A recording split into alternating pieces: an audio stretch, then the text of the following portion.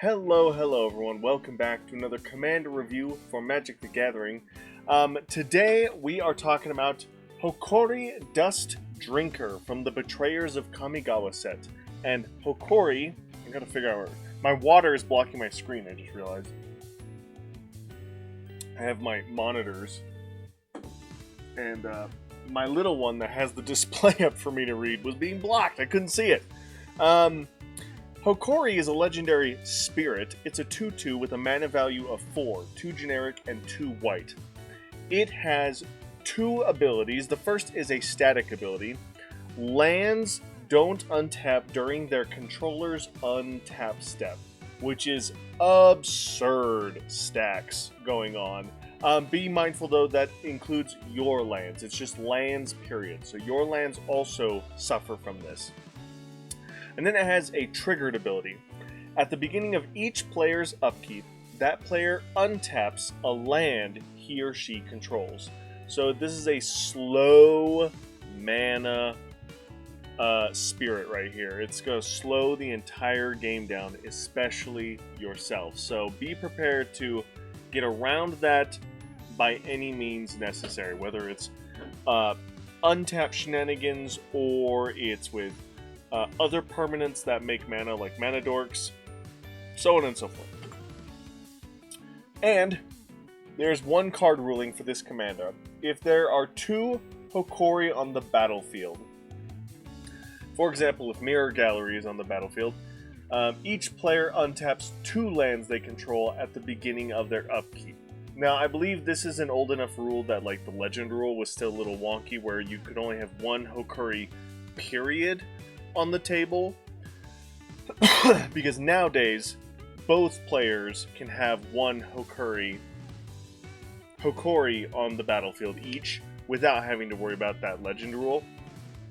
However, if you did have a Mirror Gallery and you were able to copy your Hokori and be able to have 2 of them in play, then each player would untap for each triggered ability triggers separately, essentially. So each Hokori would trigger.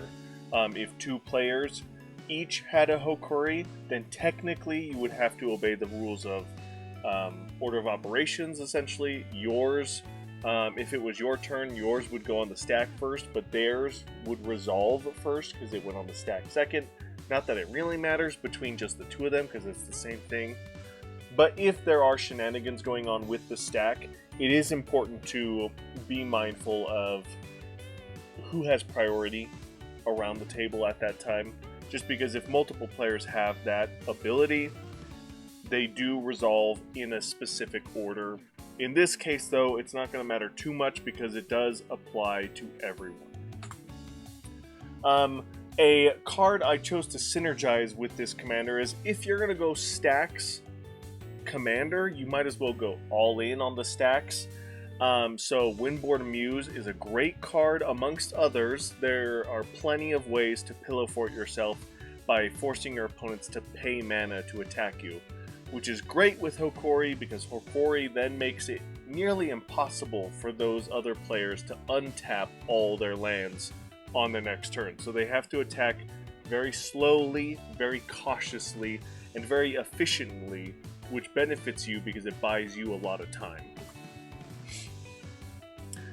The deck that, of course, I am building for this commander is a stacks mono white deck, where we are just going to get crazy with the stacks cards. We're going to stacks everyone, mostly our opponents, but everyone at the table will have some level of stacks going on. And this commander just fits perfectly in that strategy. A popular deck idea on EDH Rec hones in on the stacks, but really hones in on mana dorks to bypass the taxation of losing all your lands.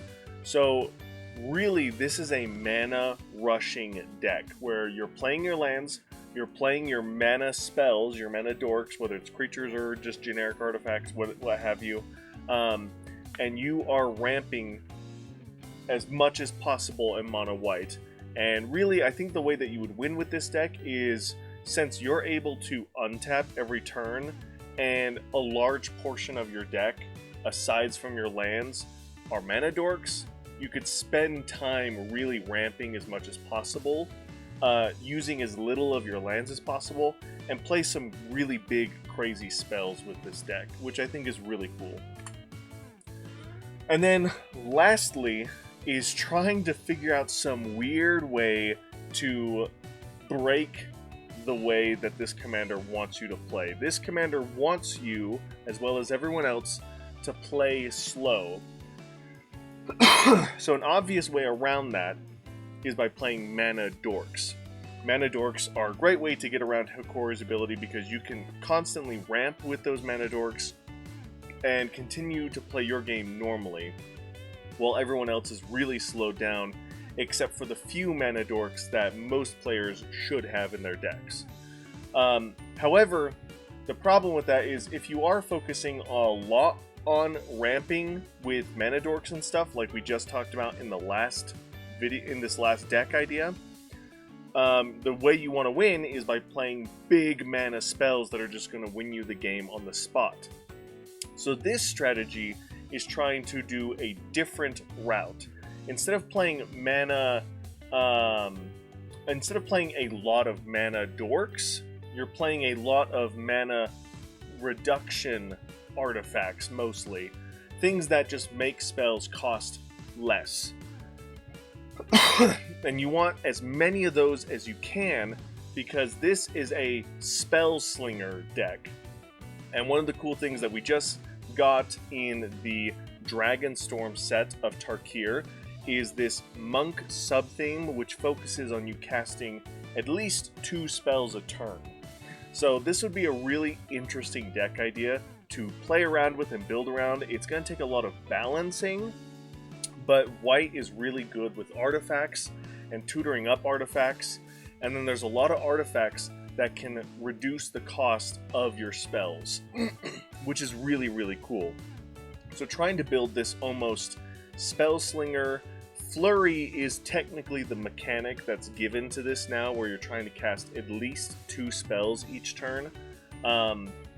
Flurry is the mechanic that you're kind of looking for. Prowess, obviously, is great for this deck, and of course a subtype of creatures that would work well for this is monks, but you're trying to reduce the cost of your spells so you can cast at least 2 spells each turn. You're still going to want mana dorks, but I think focusing a lot on mana reducers is a great way to take advantage of this, because let's say you can reduce the Monastery Mentor and the Aligned Heart by 2 colorless mana. Those are now 2 1-drop spells, which is super easy to tap 2 lands for. And then Hokori will let you at least untap one of those lands, and all your other mana dorks will untap, but you still have the benefits always of your mana reducers, of your cost reducers. So this interesting take of casting as many spells as you can, at least 2, but it's a spell slinger deck with a stax commander, which I think would be very interesting. So let me know in the comments below what you guys think. And that is going to do it for Hokori Dust Drinker. A really pretty standard, pretty basic design when it comes to mono white stacks, but it is extremely oppressive. So be mindful that your opponents will target this commander, because you're going to build around this commander to take advantage of the stacks. Your opponents most likely will not, because they'll be built around their commanders or their strategy. So they will target Hokori as much as possible. That is like a 90% guarantee they will target this commander. It is absolutely absurd. But a really cool card, really popular commander to build around, so it does have the ranking of S, and I'm excited to play with this in my stacks deck. I'm sure my playgroup is going to hate it. So thank you guys so much for watching. Let me know in the comments below if there's anything I missed or any deck ideas I did not talk about. And as always, I'll see you in the next one. Bye!